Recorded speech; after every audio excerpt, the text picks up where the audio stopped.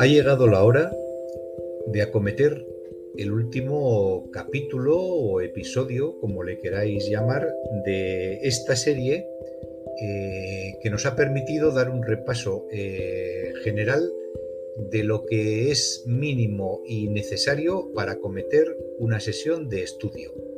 No quiere decir que de aquí en adelante no vayamos a hablar más del tema, todo lo contrario, sino que iremos a aspectos más concretos y más definidos, profundizando mucho más. Y también tocaremos aspectos generales de la fotografía que nos inciden también en esta faceta. Bien, cuando ya disponemos de nuestra imagen, como hemos visto en los últimos capítulos, ha llegado el momento de tener que hacer el proceso de revelado, puesto que si nos hemos decidido por el consejo mayoritario de tomar las fotografías en formato RAW, está claro que lo primero que vamos a necesitar es hacer ese revelado. Bien, para hacer ese revelado tenemos diferentes herramientas, algunas ya las hemos comentado. Podríamos empezar por hablar de las propias que algunas marcas traen, su propio software para el revelado de este archivo RAW, o también podemos hablar de las más conocidas y las más aceptadas, como hemos citado, del módulo de cámara RAW, incluido en el todopoderoso Photoshop, por supuesto, de Adobe, el producto en sí integrado, que es Lightroom, también de Adobe, por supuesto, y el ahora tal vez más conocido o más de moda que pueda ser Capture One.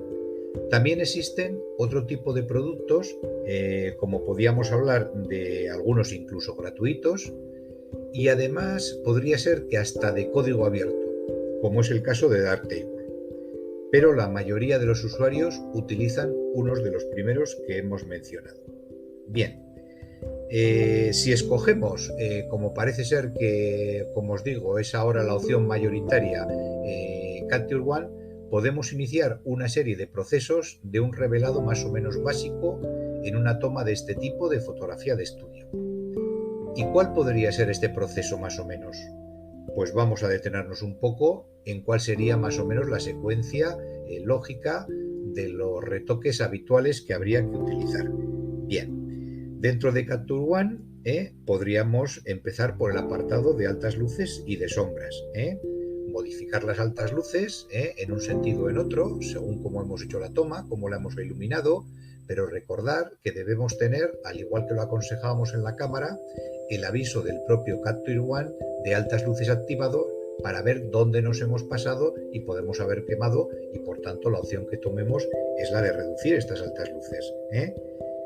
De la misma forma nos avisará de las sombras. Capture One es un software muy poderoso, tal vez el que más nos permite llegar más lejos y recuperar más las sombras, moviendo su correspondiente cursor hacia la derecha. Bien, el capítulo siguiente podía ser el capítulo de la exposición. En el capítulo de la exposición, si movemos más o menos dentro de lo que es este cursor hacia la derecha o a la izquierda, estaremos más o menos moviendo los tonos medios. Y eso evidentemente debemos de tocarlo para arriba o para abajo, más o menos cantidad a nuestro gusto. Bien, otro aspecto es el de blancos y negros. Lo mismo, tenemos opciones de mover estos cursores hacia la derecha o hacia la izquierda, pero una vez más nos fijaremos en que, por ejemplo, cuando estamos moviendo blancos no entramos en altas luces y quemando alguna zona de la imagen, al igual que con los negros ocurriría lo contrario. Bien, el paso siguiente podía ser tocar el balance de blancos y el tinte o matiz que va asociado en el cursor inferior.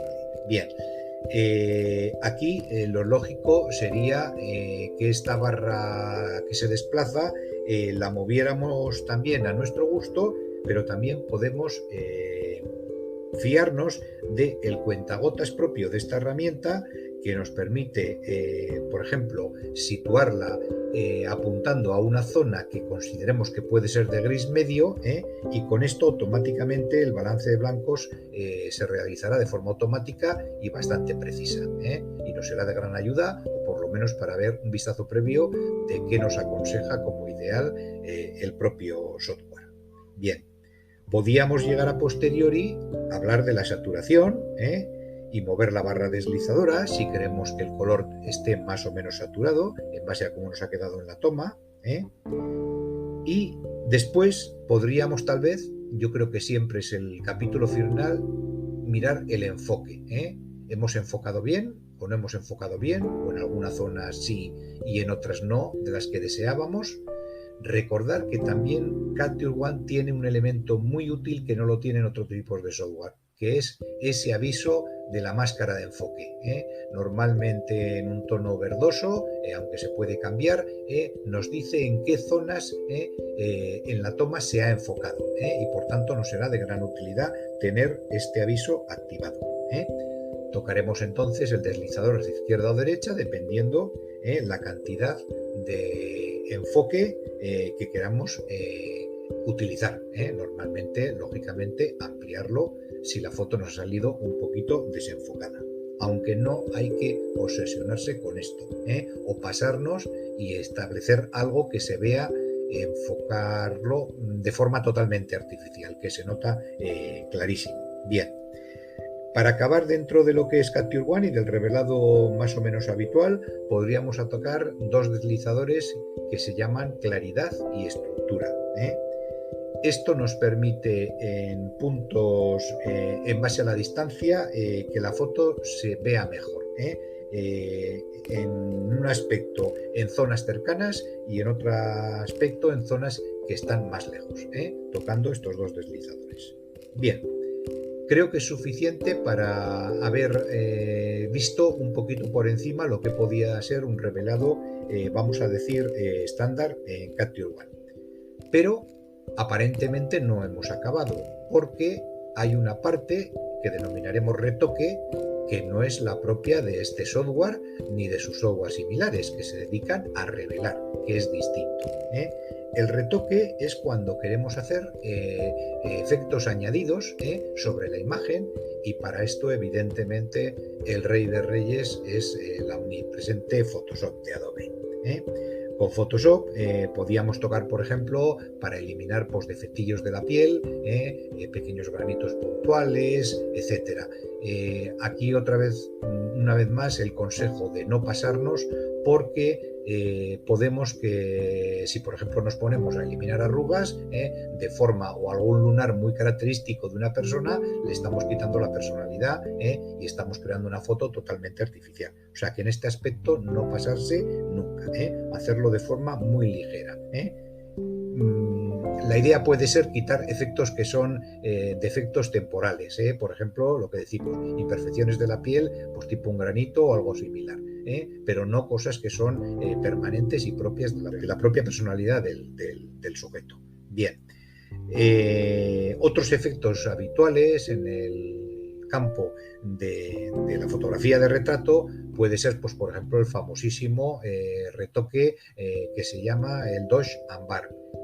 Esto nos permite aclarar o ensombrecer luces y sombras, valga la redundancia, para obtener ese aspecto de la piel tan atractivo que estamos acostumbrados a ver en las tomas, en las fotos de moda, de beauty, que resalta de alguna forma los brillos en las altas luces frente a poner un poquito más oscuras las sombras de determinadas zonas, que es parte de la teoría de otra ciencia paralela, que puede ser el maquillaje, que consigue los mismos efectos, y por tanto es una característica del retoque muy, muy, muy conocida y muy usada.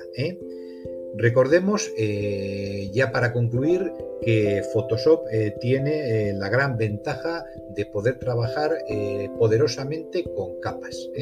Las capas son una especie de superficies transparentes que colocamos una encima de otra y nos permiten hacer retoques de cualquier tipo encima de cada una de ellas, no afectándose las unas a las otras.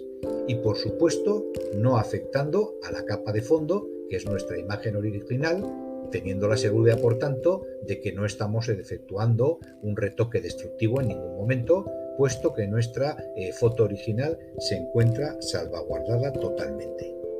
Esta práctica se desarrolla con lo que denominamos máscaras de capa, que como su propio nombre indica nos permite enmascarar una zona y poder actuar solamente sobre ella, que es una de las grandes potencias de Photoshop para estos efectos. También podríamos ir un poquito más lejos y emplear lo que denominamos las capas de ajuste. Las capas de ajuste barajan la misma idea de trabajar por zonas, pero aplican ya efectos de forma directa en estas zonas. Por ejemplo, si nosotros queremos convertir una imagen o parte de ella en blanco y negro, por decirlo de alguna manera, podríamos ver solamente una zona convertida en blanco y negro aplicando una capa de ajuste que se llama así, blanco y negro. Y ahora, con la correspondiente máscara, podríamos hacer que saliera a la luz una zona de color que nos interesa, obteniendo dentro de toda la foto en blanco y negro la típica imagen que estamos tan acostumbrados a ver bajo este aspecto. Toda la foto en blanco y negro con una zona que queremos destacar, pues vamos a imaginar, por ejemplo, un campo en donde solo vemos una única amapola y esa amapola roja destaca en color, cuando todo el resto de la toma está en blanco y negro. Bien. Con esto habremos concluido, como decimos, esta, vamos a llamarle, temporada número 1. Hasta llegar al próximo episodio, en motivo de nuevos temas y comentarios, recibir un saludo.